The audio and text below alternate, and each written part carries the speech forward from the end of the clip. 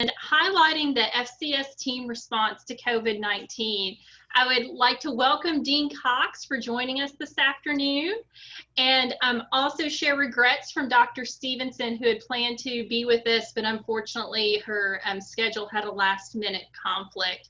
I've been looking forward to this session since y'all added it to the program, that over the last 7, 8, 9 months, the work that you all have put forth, and I've said it numerous times, but literally you turned on a dime overnight and took our traditional face-to-face programming and began delivering it in new, different, and unique ways. And not only did you take our traditional programming, but you have also created and developed new programming very specific to COVID-19.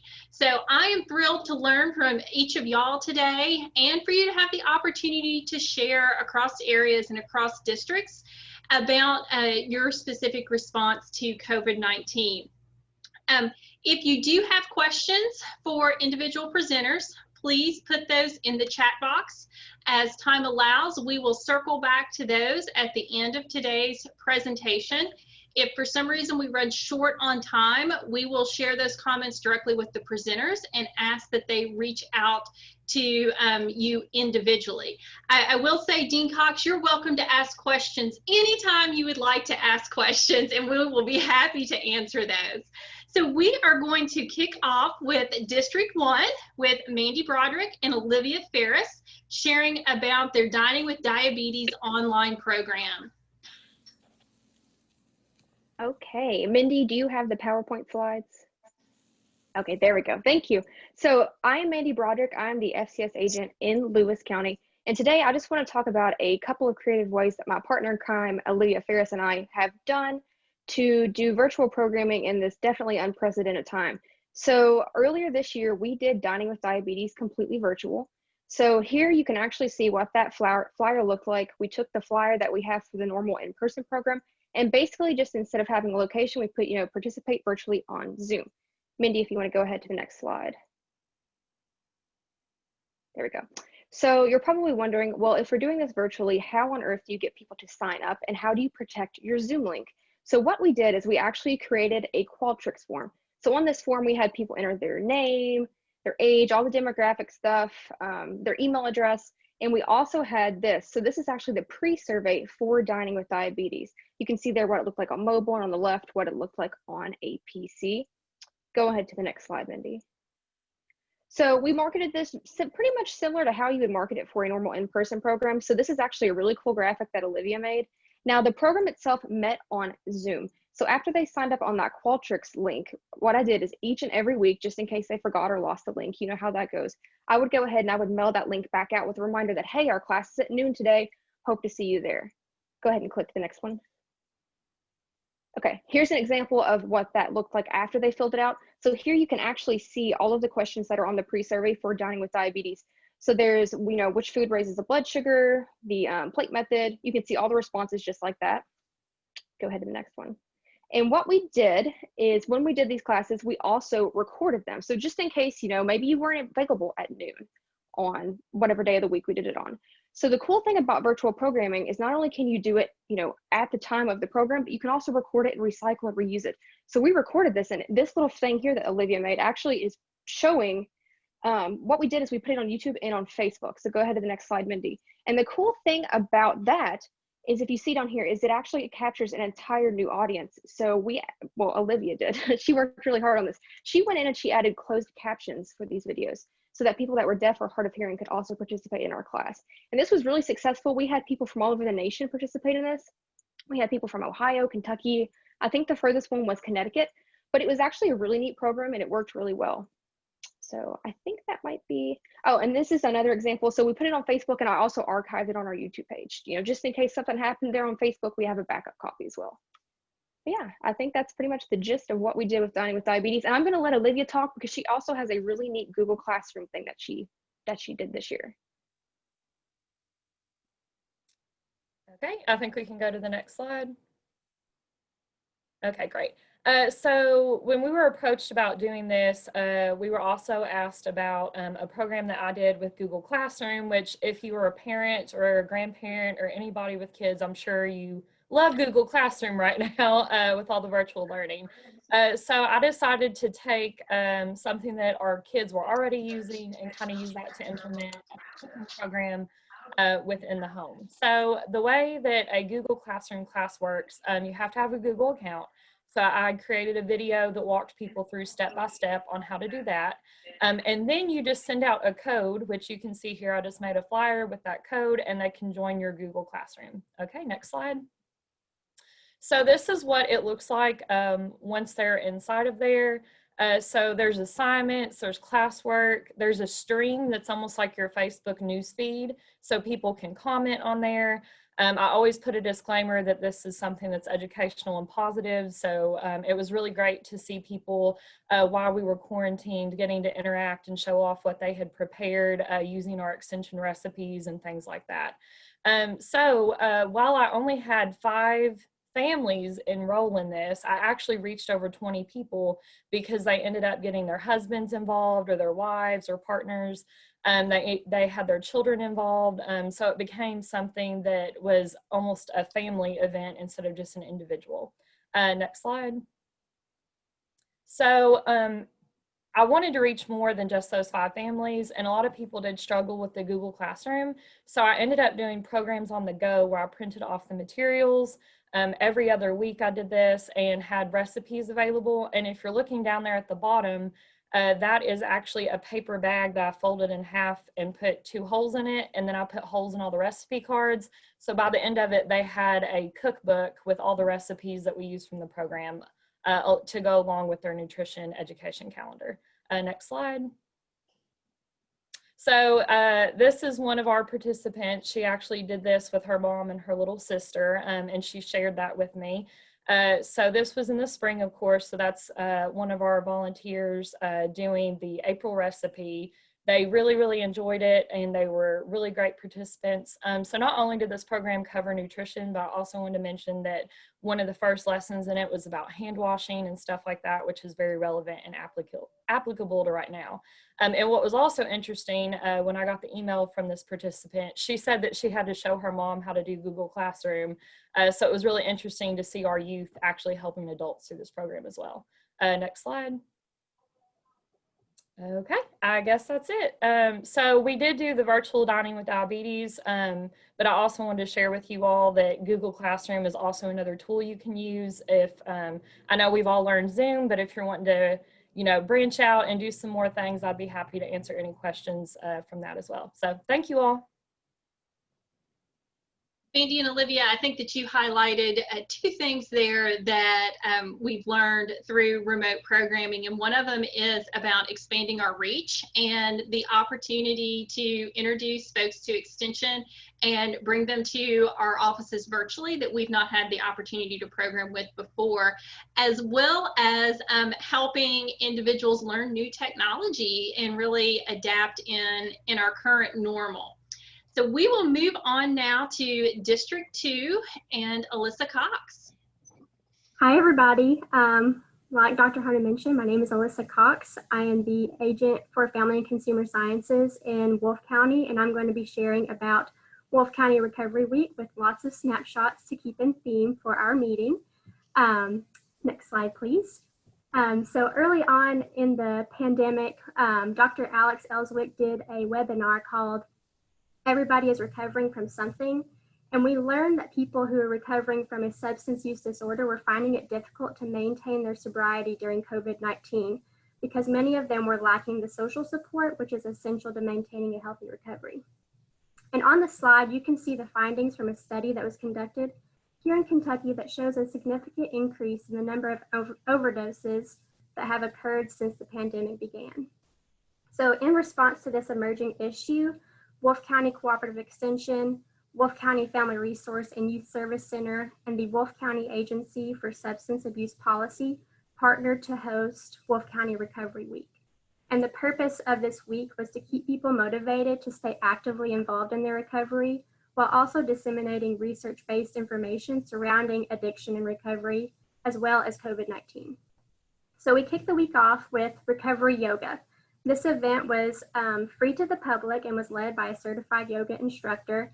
We all kept our 6-foot distance and had our masks on whenever we left our yoga mats. But since yoga has been shown to have long-term benefits in the management of addictive behaviors, the Agency for Substance Abuse Policy actually offered a free 10-class voucher to those in recovery to be redeemed at any yoga studio of their choice so they could continue their yoga practice. Next slide, please. Next, we hosted a community-wide road cleanup. Patients are hired, that could be a form of retaliation, right? That's an example of what could potentially happen. So we thought that community service typically increases morale, so we thought this would be a great event. So we offered free cleaning kits to everybody that wanted to participate, which included gloves, a mask, some reflective vests, and some trash grabbers, and encouraged them to clean up anywhere that they wanted to in Wolfe County. And we had a lot of participation with that, and it turned out really great. Next slide, please.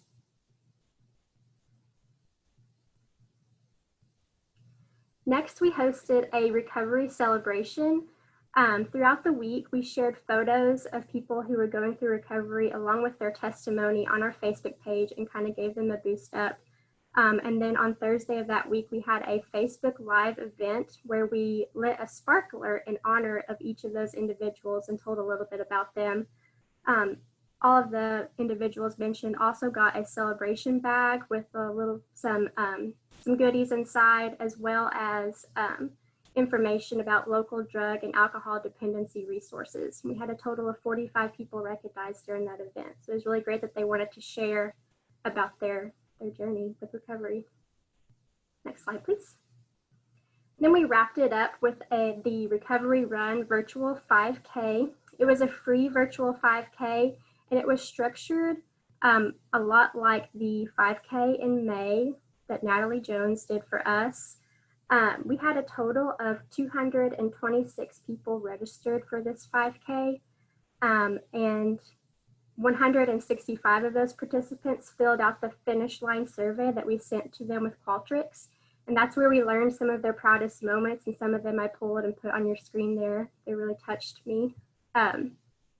Next slide, please. And finally, the impact. So we had a total of 369 people participate in all of our Recovery Week events. And while we really like the numbers, and those are really important, I think as extension agents, we all know that the most important part to us is getting feedback from our clientele. And so I pulled some of these comments from our Facebook posts that we had during Recovery Week, and some of these were private messages to our office. And some of the bigger bubbles, those were pulled from an interview that some of our participants did with Katie Pratt in a news article for the College of Ag. So, next slide, please. Thank you. If you all have any questions, please let me know. And if you would like to view any of our snapshots, you can look at our Facebook page. You can also view our recovery celebration video on our Facebook page, Wolfe County Extension Office. Alyssa, thank you so much for sharing. As you all well know, that substance use prevention and recovery was the top highlighted issue through the recent needs assessment. And I applaud the Wolfe County Extension Office for identifying ways to continue programming in that area during this time. District 3 with Kathy Burns, addressing programming for unconnected audiences. And I know that's a question that we have had a lot during this time. Thank you, Dr. Hunter. I am Kathy Burns, District 3 up in the northern Kentucky part of the state. And Mindy did ask me to talk about an effort I did with an unconnected audience in our area. This is St. Aloysius. It's a former parochial school located in Covington, Kentucky. The school was built in 1933 and served students until 1979, when, like many urban parish schools, it was forced to close due to lower enrollment. But soon after that, it was renovated to be residential, and it's been so ever since. It's an independent living complex. It has 48 units in it. It features a variety of ages and abilities in the building. Since it is a HUD Section 8 community, rental assistance is available, but those who live there must be age 55 or older, low income, or disabled. So as you can imagine, most of these folks do not have access to the internet, and so we might consider them to be unconnected. In 2018, their service coordinator, Amy Sargent, had contacted me to see if I would do some programming with the group.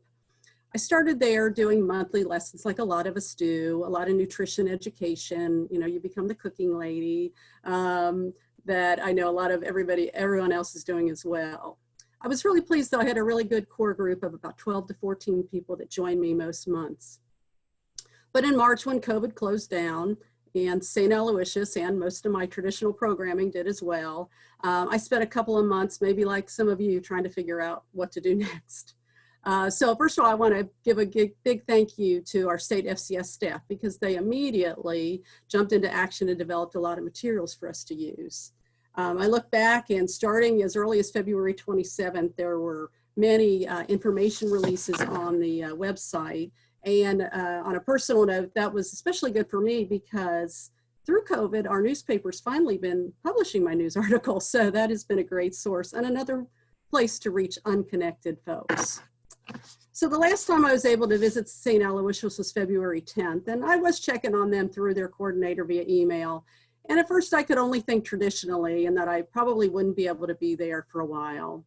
But then we received the sizzling summer materials. And as most of you know, this is a 6-week series. It was scheduled for mid-June to the end of July. So I contacted Emmy to see if she thought we could do something with that through the residents. And she was really excited about it. We determined that I could select the lessons, activity sheets, and print them on nice, really colorful paper, deliver them to the building, and she could distribute them to the residents. As you can see, here's a lot of our folks.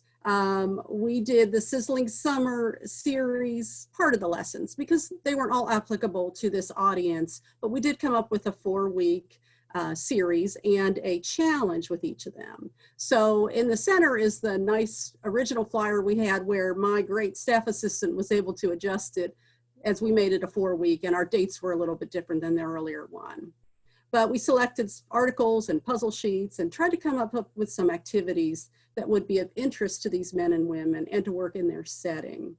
But we ended up focusing on the light exercise, the healthy eating, the food safety, and mental health. The residents had to turn an activity sheet to the coordinator each week to be part of our challenge. Her office is right there in the building, so they were able to just put it in her mailbox anytime, day or night. Let's see. I was also able to use the state evaluation for this program. I just edited out the questions for the lessons that we did not cover. So that worked out well for me and hopefully our state evaluation. Residents just returned the paper copy to Emmy, and after the 4 weeks, she gave them a lunch bag with some of the goodies that we had to reinforce, and that was part of the food safety lesson that we had covered. So you can see them there. I asked her if she'd take a picture of them for me. And we also had a drawing with names of all the participants, and a basket was assembled with some items we had donated here at the office. So since the success of the Sizzling Summer Program, we're now working on the Holidays at the Home materials. On our last slide, you'll see their coordinator. This is Emmy Sargent. Emmy's really easy to work with. And when I shared, for example, the Halloween scavenger hunt with her, she agreed to hide items throughout the building. And I developed a worksheet where they saw the items and they had to identify where they found them and return those to her as, again, part of our challenge. And we're still planning a Christmas scavenger hunt and a holiday riddle to solve sometime next month. 2021 is quickly approaching, and I doubt that I'm going to get there in the next few months. So I'm thinking next I might use the 30 meal deals because I haven't really done that with this group, or wait and see what other goodies our state staff comes up with for us. And then, as you can see, I'm closing with a note that I shared from Emmy, sent to me. It means an awful lot to me to hear from her and the residents that they haven't forgotten me, and to let them know I haven't forgotten them, and that hope to see them soon. So just, I think technology is great. Just remember, we can still connect with the unconnected. Thanks. Kathy, I know we have several of our state specialists on the call this afternoon, and I know this is always exciting for us to see the materials that are put together at the state level and how agents take those materials, translate them into their own or what will specifically work in their county, and then use them with clientele. So greatly appreciate you sharing those examples today. We'd like to welcome Diana Doggett with District 4 that is going to share with us about Job Club and the transition from a local program to a statewide effort. Thank you, Dr. Hunter, and greetings to all of the colleagues. It's my pleasure to share the impact that COVID-19 has had on Job Club. Job Club is the purpose. We established a purpose in the beginning to provide a positive environment for motivated job seekers to connect, to learn, to share, and to meet. And we meet the second and fourth Tuesday of each month year-round. Job Club was created during a time in 2013 when companies were downsizing due to a recession, and mid-career employees were scrambling to find employment, something they had not had to do for many years.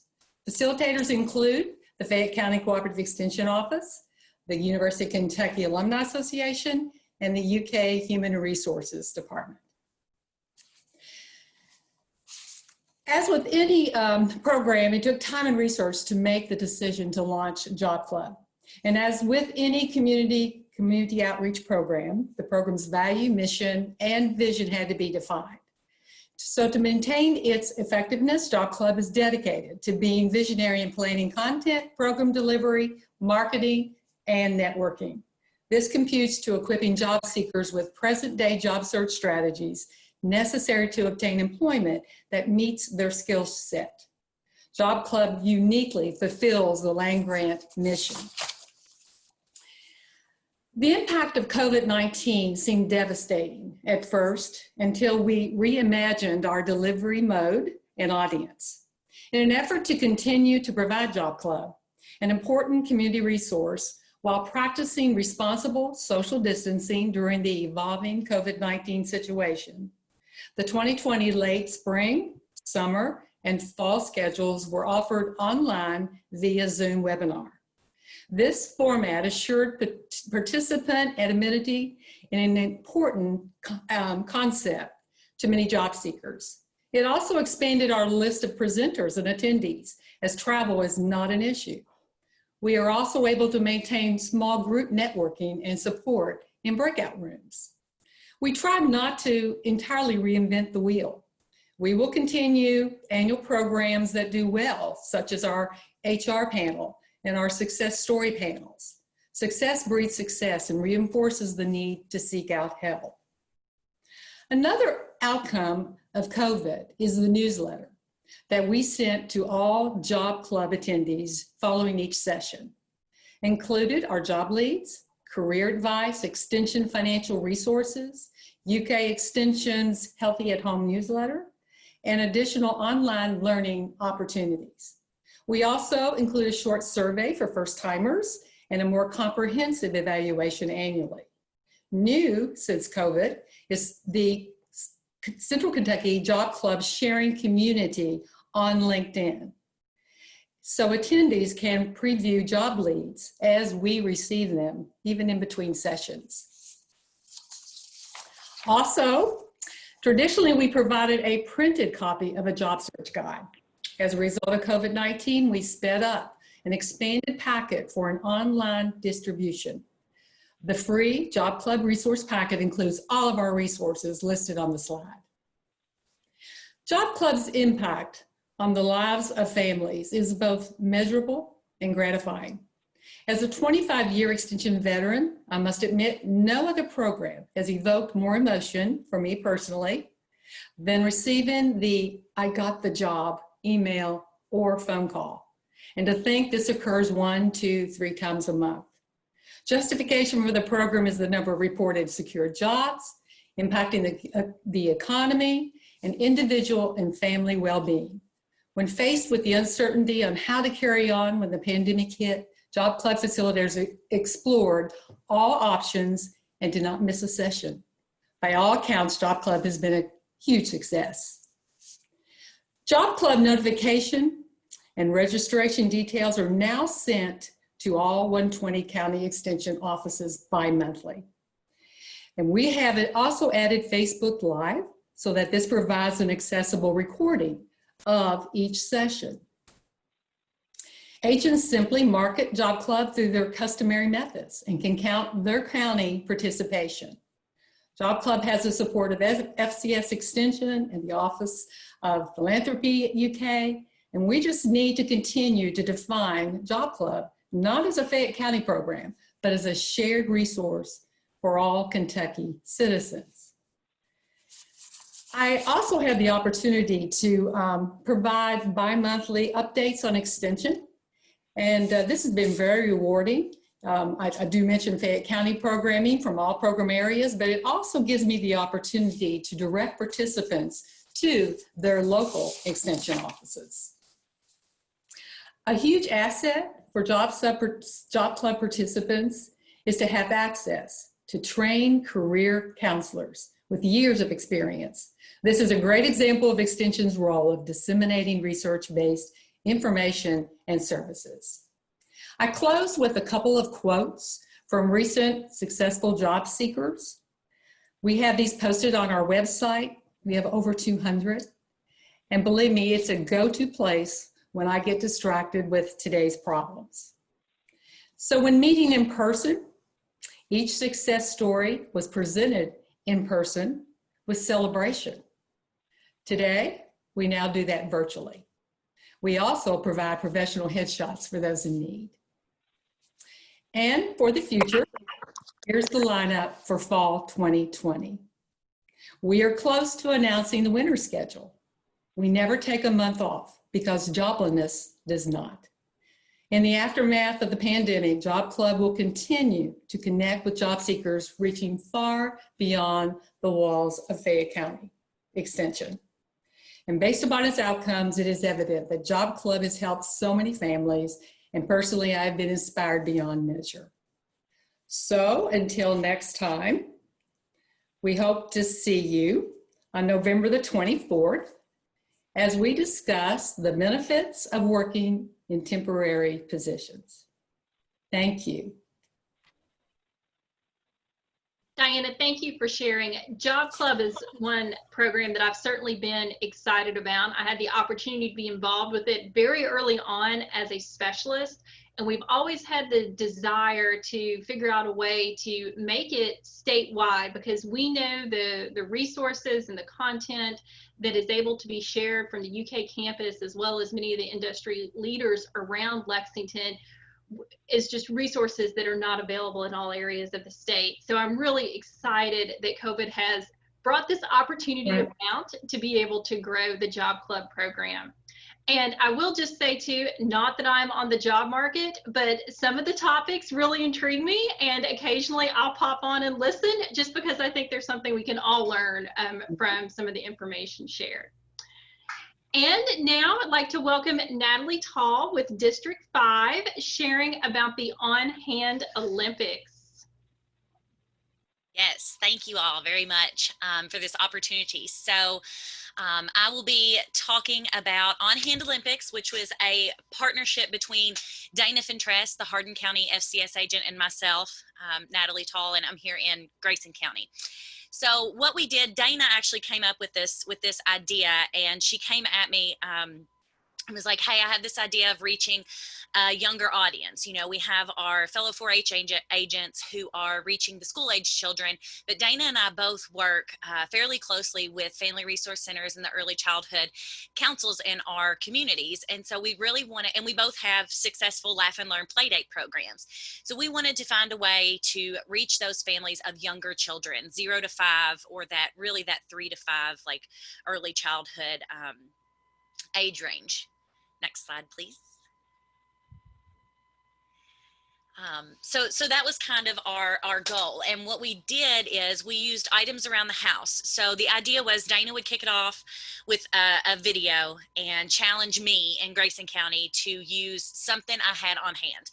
Because during this time, we were all in our homes, and there was no going out to get extra supplies to do anything anything that would be skill building wise, you know, with our children. And so I think we used cardboards, cotton swabs, all kinds of things, and we'll get to that. But we thought it would create just a little friendly competition between neighboring counties, and we would reach a broader audience if we kind of came together and gave it that friendly back and forth competition. So the challenge would last 1 week. We would post 1 video per day to social media, and we would use whatever item we were challenged. And then we would post, we encourage people to post pictures of their own creations using hashtags, and the videos that using hashtag on Hand Olympics. So the videos that you're seeing, they're not, or the pictures that you're seeing are not the best quality. These are screen grabs because most of these were live videos. And you'll see throughout this, Dana and I were able to actually rope in our own kids as we were doing these because they were the perfect age. She had, not newborn, but I think Riley was like maybe 6 months old whenever we started. And then I have a 4-year-old. And so it was perfect to actually give examples and show them utilizing those examples in the videos, just to give it more of a real life feel for our families. So these are some of the items that we used: cotton swabs, paper plates, straws, cornstarch, empty containers, and egg cartons, just to name a few. And the video clips that you're seeing there is Dana making oobleck with cornstarch, and she also made a moon dough, and we had families reply back to us. We were able to directly interact with families, and you'll see that a little bit later here in a second. And then the other video clip is my daughter and I showing how to make binoculars out of toilet paper rolls, and we have a ramp in the background there that we could roll balls, you know, like the ball pit balls, which we didn't have. So that was a learning opportunity for families as well. I charged my 4-year-old with looking for round objects that would roll in my house, and so that worked out great as well. So what was next? We did this challenge. We each posted a video each day, and everybody was really interacting and liking the videos. And how are we going to continue to reach those people? So what we did is we created an On Hand Olympics closed Facebook group, and we advertised it in both of our counties, and we had a schedule that we stuck to for about 2 months after the actual week-long challenge. So we have over 300 people joined the Facebook group. We surveyed participants to see how old their kiddos were, what time of day was the best for them to see videos, and what they wanted to learn more about. And then within this group, they were able to actually share videos or pictures of their kids actually participating. And you see one of the posts that we had challenged them to use money for learning. We also wanted to incorporate more education, and so we started a Word of the Day Wednesday, and then on Fridays we would share extension related publications. Some of them were geared towards the kids, and some of them were geared towards the adults. Next slide. So this is where you see we had some direct interaction with families. People were giving their suggestions. We used shaving cream one time as a hands-on activity, and we really tried to educate people on how these activities are building their school readiness and skills that they'll need whenever they get into school, because it doesn't always seem that that's what they're doing. So here we have people sending that they loved our ideas and what they were doing, and kind of taking it and making their own. So we were able to directly be in contact with these individuals that way. So this is just an example of some of the posts that we used throughout the week. Dana went into Canva and created these beautiful pictures that we used, and so it was consistent throughout the week, or throughout the page. And we had Word of the Day Wednesday, where we focused on early childhood learning, and then of course electric pressure cookers was one of the ones that one of the extension publications that we focused on. So that just kind of gives you an idea of what our continuing education looked like in the Facebook group. Okay, and I think that's it. And we still continue to post in the On Hand Olympics Facebook group. It's not as consistent as it was, you know, early on, just because we've done some different programming than, you know, coming back into the office. But we still are able to advertise early childhood learning opportunities in both of our counties, and we've been able to actually reach a different audience coming into that are utilizing our extension offices and programs outside of On Hand Olympics. So we feel like it was successful, and we still have access to these individuals to continue to evaluate the program in the future. Natalie, thank you so much. I will tell you, I so enjoyed both your and Dana's creativity during this program that I would go in and look each week just to see what are you going to come up with next. And it was just really fun. And I thought very positive, especially during the time when it was launched. And I think everyone was feeling so much stress that it really kind of gave parents just the opportunity to breathe and enjoy their kiddos at home. District 6, Christy Shive is going to share with us about From Studio to DIY Farm and Home Show. Thank you, Dr. Hunter. Hi, everyone. It's good to see many of you. When I became an agent in August 2019, I inherited the position of co-hosting a television show. In Warren County, we're very fortunate to have a television station. The Farm and Home Show is hosted by myself and our agriculture agent, Joanna Coles. The show is aired through WBKO, which is an ABC, CW, and Fox affiliate. So that reaches 16 counties in South Central Kentucky. The show airs at 6:15 a.m. and 7:15 a.m. Monday through Friday, and the show gives us the ability to deliver short educational segments to a wide and diverse population almost every day of the week. Each segment is worth $3,300 in earned media, so it's a very wonderful opportunity for us. Before COVID hit, we would film on Tuesdays at noon for 1 hour. Our guests would come to us and we would knock out 5 segments in 1 hour, and then we really didn't have to think about the show until the following Tuesday. But then COVID happened. And when COVID happened, only the most essential workers were allowed in the studio. So the news anchors, understandably, but we really did not want to lose this opportunity and these time slots. So we had to learn how to produce our segments in-house and to do it safely. Thankfully, the agents who had designed the building before I came on had planned for us to have a media room. So we already had the space designated for filming, but we had just not fully set it up yet. Not only were we learning how to self-produce, but we were also having to come up with timely content because none of our scheduled guests could come and do interviews with us, and we had not yet learned how to do virtual interviewing.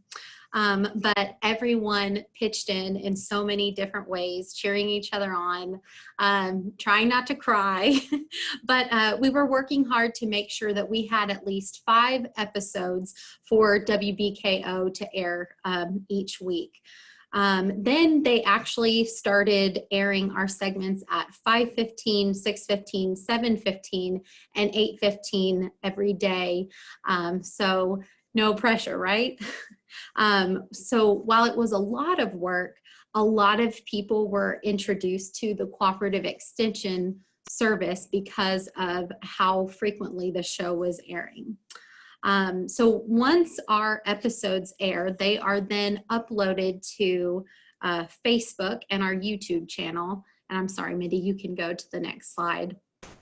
So once our episodes air, we upload them to Facebook and our YouTube channel. And this allows us to extend our reach with the content that we've already created. So this really has reminded us how powerful social media truly is. So even if you don't have a television station in your county, there's a lot you can do with social media. Facebook and YouTube are amazing platforms to share content and capture numbers. I know many of us, we know this. On Facebook, you can go to your page insights and track so many things, your post reach, engagement, page views, responsiveness, and more. So we love numbers at Extension. And so Facebook and YouTube, they're really great tools for us right now and great for reporting. Even if you don't have fancy equipment, you can still create good videos.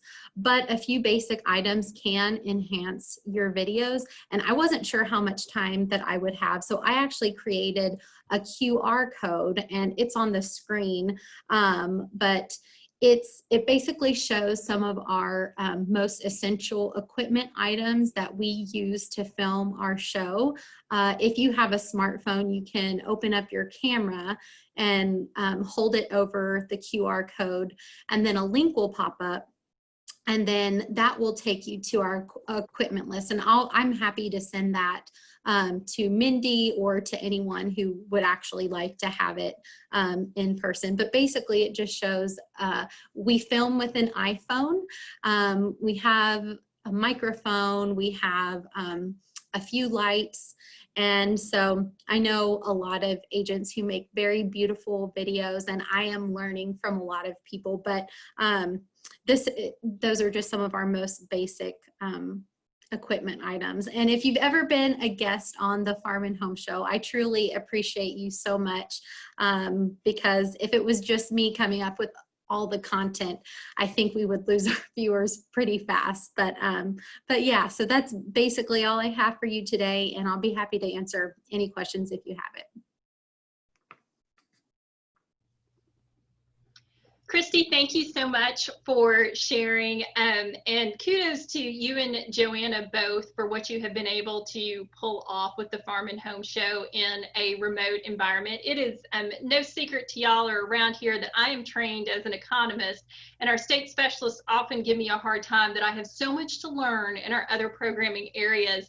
And so there's definitely been tidbits that, as I've watched you all record on the Farm and Home Show over the last several months, that I have had the opportunity to pick up and learn from. And also congratulations on the expanded time offerings of the program, because I know when I was recording it, they were always offered so early in the morning. So I think it's great that it's reaching a more broad audience at this time. Okay, and we will wrap up with the Wild West, District 7, Melissa Goodman and Vicki Wynn sharing about their lifelong learning project. Thank you, Dr. Hunter. Thank you. Yes, I'm Vicki Wynn. Melissa's going to be joining me, and we're going to share with you about our lifelong learning series. Just so you can meet our agents in District 7 in the Purchase area. And I'm glad that Dr. Hunter said the Wild West, because we're very fond of that term, and we appreciate it being recognized.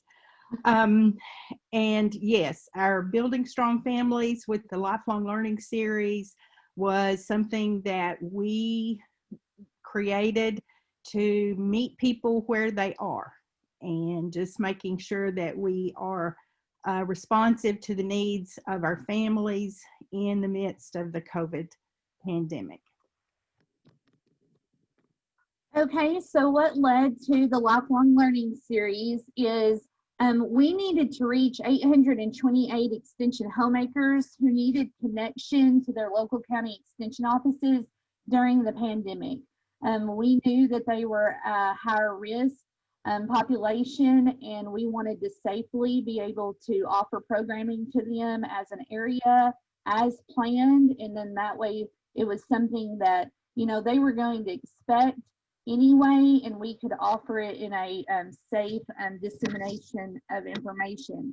We normally program monthly to approximately 47 plus homemaker lesson leaders and community members that come into 4 county locations to get a homemaker lesson topic to go back and teach their clubs. And so this is the story of how we extended our reach through teamwork and working together, and putting all of our resources together to still be able to accomplish that in a hybrid format. And I'll let Vicki walk you through some of that. So to compare the before and after COVID methods of program delivery, you can see pre-COVID, it was face-to-face, very traditional train-the-trainer type, where those who came to the lessons would leave with materials to be shared with their membership or throughout their groups. Lesson materials were also mailed to at-large members during this presentation method, and usually evaluations occurred immediately following the sessions. So very traditional. Let's flip then to after COVID. Lesson materials were mailed or emailed to all who wished to receive them. We started compiling lists of those who preferred to have hard copies as opposed to an email with an online version. Then we developed video segments that complemented the print resources.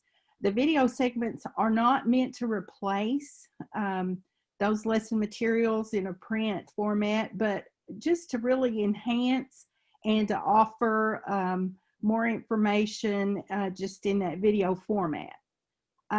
Our social media platforms and YouTube channel seem to be a very good fit for people to access if that was their preference. In the print materials, we did include how to access that information in the social media platform and on the YouTube channel, so that we felt like everyone had a how-to access regardless of what their preference was. In addition, we compiled a MailChimp listserv, not only for those people who wanted to receive the lesson materials throughout the learning series, but also that we might be able to reach them with other extension learning opportunities from the different program areas within our offices. So Qualtrics surveys also play a very big part in this after and during COVID. We really are able to get more feedback, and once they've learned how to use those QR codes, once they understand how easy that is and how important it is that we get that information back, we've continued to have very good response using that method. Okay, so far we've offered 3 lessons specifically that we have outcome reported for. The first lesson was visioning, the second was healthy homes, pests, integrated pest management, and the third was on fermented foods. Currently this week we've released the state challenge for use less, spend wisely. But with our participant outcomes reported, you can see here that they are filling out that Qualtrics form. We also are giving them the opportunity to bring paper forms back to the office if they choose to. And so 67% have said that they would buy fewer toxic pesticides, 81% to implement IPM steps to minimize pest infestations, plan to consume food that contain probiotics was at 96%, the plan to write a personal or organizational vision or goal at 71%. So those are just a few of our outcomes. And on the next slide, you'll be able to see that they would recommend this learning experience to a friend. So another opportunity that we have is outside of our traditional homemaker audience. We know that we are reaching non-traditional extension users potentially through this because 74% said they would promote the content to a friend or share it with them. We also have ways through the MailChimp that we can see whether or not they're forwarding the emails to other people, and they are doing that. We do have 15% that are passive and 11% who are detractors, but we have overwhelmingly more people who are excited about getting the content this way. And we have 2 little air bubbles up here that talk about how One person said, thanks for giving us the opportunity to have inspired lesson in this pandemic time. And another person said, thank you for making all attempts to continue the program amid the COVID crisis. And that's one thing we wanted to do, is to make sure that people knew that their extension offices were still open, operating, and serving them in whatever way we could. Okay, to give you an idea of the audience reach, that we have had to meet people where they are. No longer can we schedule a meeting at the office and say, come and get this material. So the delivery methods they're most comfortable with, the slide that said what led to the Lifelong Learning Series and what was once to reach 828 extension homemakers, we now share that same information and more through these methods, and we're able to communicate with them via Qualtrics responses to know if their needs are being met and what additional needs they may have that we can address. So as you can see, we had a program preview that was viewed over 1,000 times, and because of that program preview on social media, the local cable access channel in my county saw that. So I was approached, and I say this not kidding, but sort of, it took a pandemic for my local cable access to realize that there is value in extension information. But as a result, I'm filming segments for them now monthly, and we're reaching about 16,000 people in 5 counties through that. Our YouTube subscribers, we're at 74. Our goal is at 100. So if you're not a subscriber, we would love it if you would go and follow us on our YouTube channel. And our Facebook views continue to increase. And as Melissa has said, we're offering more challenges.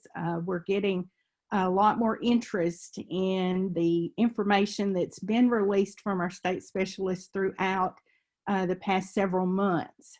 So we are really starting to utilize that MailChimp listserv, and we're looking toward future programming.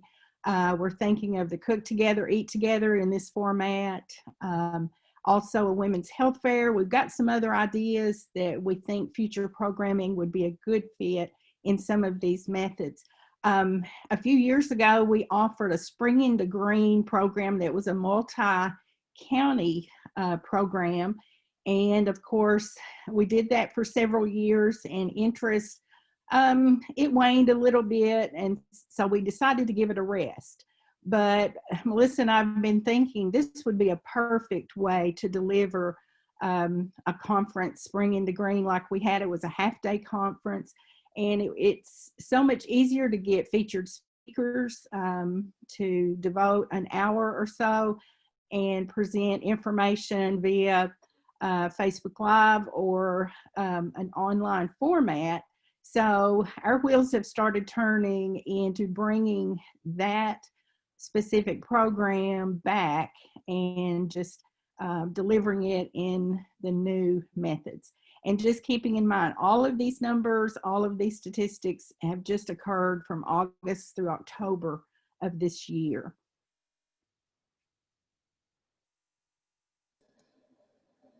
Thank you, guys.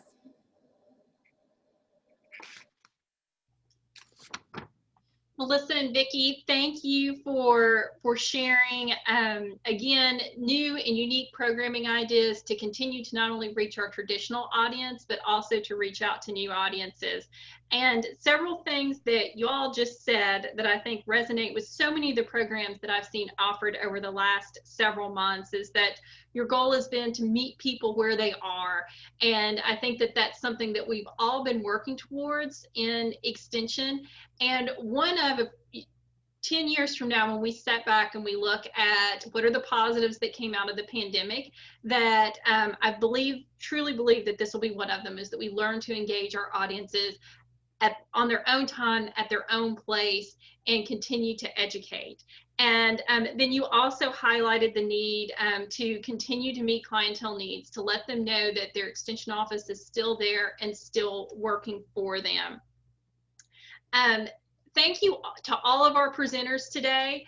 we could have spent the entire afternoon sharing. I have the unique opportunity that I see most of your newsletters as they come across my desk. So I have, I think, a decent gauge on the breadth of programming that's being offered across the state. But I know one thing that we've lost during this time is for the opportunity for you all to interact with each other and to learn from each other and to engage in what other areas or districts may be doing. So I hope that this is a chance to maybe spark some new ideas that you may have and think about how, as we go into winter and spring programming, that you might be able to bring new and different things to your local community. I would also like to again thank Dean Cox for joining us this afternoon and learning more about our programming efforts. I do want to share with you all that Dean Cox continually gives her support to FCS Extension, and it is very, very much appreciated that I know she shares on up the great work that y'all are out there doing each and every day.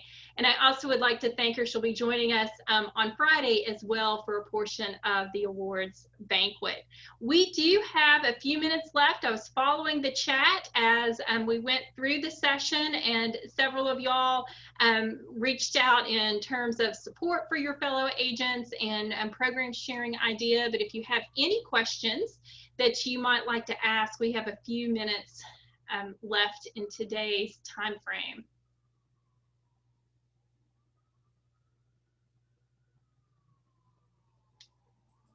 Can I just say that everyone that I reached out to said yes, and that is, but first of all, speaks to the great power of your programming and also your willingness to be a part of our team and to lead and share with others. And from the bottom of my heart, I thank you for that.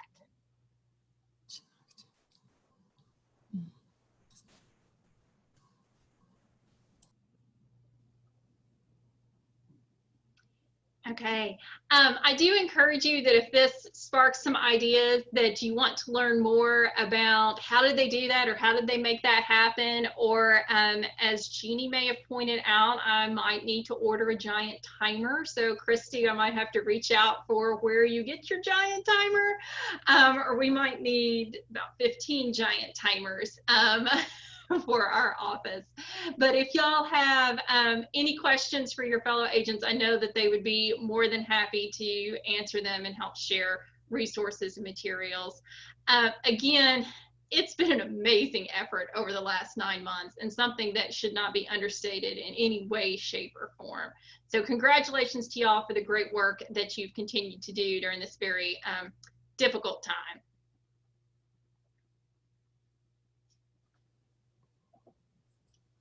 So you all have a few extra minutes, and I encourage you to take that and go stretch or do whatever you need before our 3:30 program highlights or 2:30 program highlights start, depending on where you are in the state.